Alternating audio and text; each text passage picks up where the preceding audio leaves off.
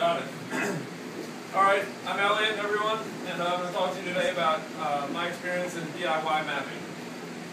You can follow me on Twitter, tall guy right there, 3 L's. My little background, I've always loved maps, collect them, put them on my wall, that kind of thing.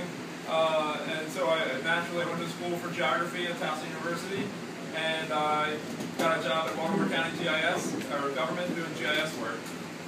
And that's all you need to know. I'm also really big, huge into Foursquare. So Foursquare, if you're not aware, is it's a social media networking platform where people check in at places and share their location, leave tips, that kind of Yelpish thing. And when it was first announced, that's all me. I wanted to get involved. And something cool that Foursquare does is they promote from within users that are very active, and they add venues or suggest changes, and they promote you to what they call a superuser. And I got into it hardcore, and I became a superuser 3. The first one, I was promoted directly by the CEO of Foursquare. I emailed him and I said, hey, you need some help here, and he said, hey, well, you can help us out. So 4 months ago, Foursquare switched to Mapbox for its maps. And I thought that was really cool because before they were using Google Maps API, and it's just OpenStreetMap, there's just kind of this allure to me for the kind of open, everything, user-contributed content. I like that. So, but immediately, super users, we all communicate in our little forum, and they were complaining that the Mapbox maps lack of detail, especially in foreign countries. And Nate went out and helped to rectify some of that. And but also, I realized that I could probably help kind of on the ground from my house, in Towson, by adding data to OpenStreetMap using satellite tracing. So, I wanted to start, and I just have a couple examples of, kind of what it was like, and then how it is now. So, as a super user, you often have to merge suggested duplicates that you get in the database. People check in different places, and they think, like, this is at the Wisp resort out in Western Maryland, and someone said, this is a duplicate, okay, some goofy person put a top of the Wisp, right? So, you want to merge those two, and it gives you this map.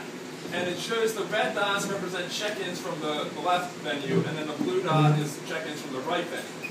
And as a super user, you have to decide where does this venue exist, and where do I put the pin, which is a little blue pin, and you have to decide. Now, in this particular area, this water feature is very kind of jagged, and not really sure what's going on there. And if you ask me, I don't really see like a ski resort of any kind on that map, right?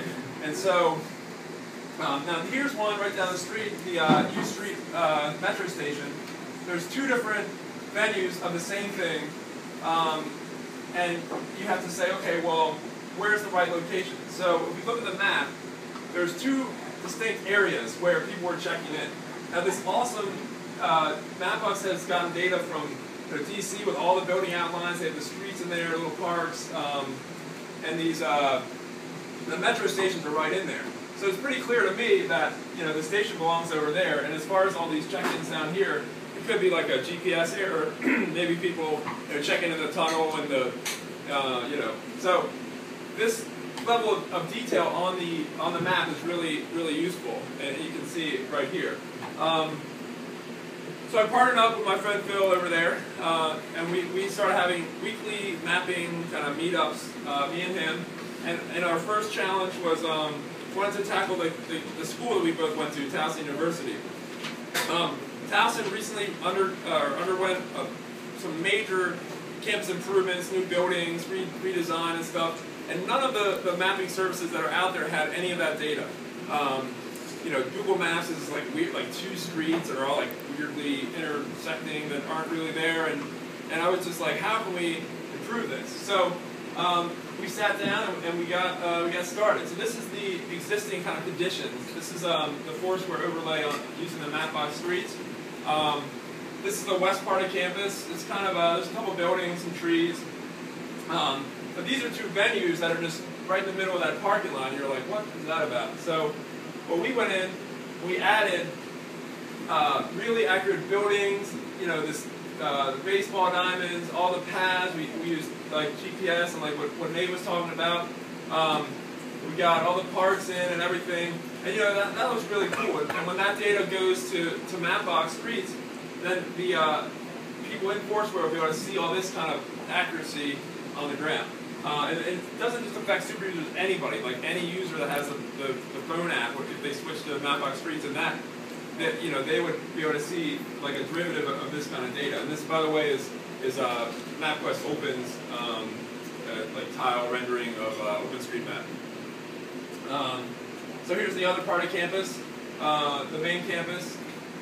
There is a new building right here, and this road has been changed, and so we wanted to get out there and do that. So if you look at this, it's kind of the same area.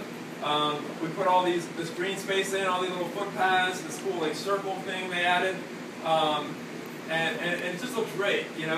And that is what like the conditions on the ground. And you know, we went out with the handhelds and got you know, collected all this data and got together, and it looks great, I think. So that's a little example of what you can do. Get together, you know, go get some points and move on. And that's about it.